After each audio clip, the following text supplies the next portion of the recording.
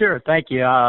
Congratulations to Arkansas State. Really good game, very competitive game, and disappointing that we lost. We started out really good and did some good things. Had a really good energy and started fast, and moved the football and did some things, and unfortunately came up on the losing end. Arkansas State played really good, and certainly congratulate them for that. Tough game for us this week. I'm really impressed with Georgia State, what Coach Elliott and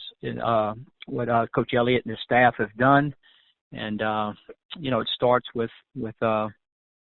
quarterback and the things that he's doing, both running the ball and passing the ball, and just doing all the things that his team needs to win. And Ellington had a great game against us last year, but I think he's just taking it to another level. And with the running back they have that's leading the conference right now and stuff, and so anyway, they have a really good 1-2 punch there.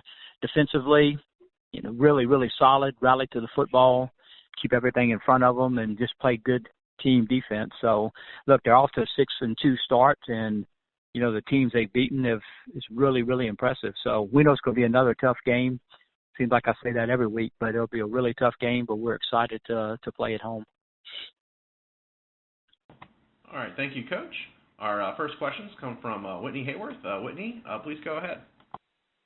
Coach, good morning. How are you? I'm great, Whitney. How are you doing? I'm doing well. Caleb Evans certainly always a bright spot for you guys, especially on Saturday. Broke a number of his own records, some career, made some new career records and whatnot. How have you seen him continue to get better and better each and every game, even though he's already such a good dual-threat quarterback? Yeah, we're really happy for him to accomplish a lot of what he's accomplished, and to have good health really through this run. But I think he's just gotten better and better in terms of maturing and understanding where to go with the football and the things to do with it. But he's always been really talented and could always run and throw. But I think the main thing this year is his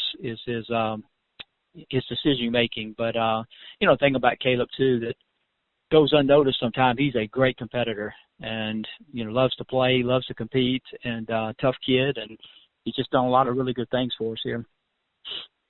And you talked about Dan Ellington for Georgia State, but also another threat for their offensive, Trey Barnett. What are you seeing from him on film? Like I said, I'm really impressed with both of them, but Dan is, like I said, he had a really good game against us last year. But, he's having the kind of year as good as anybody in the league, for sure, in my opinion, and especially what he does for his team.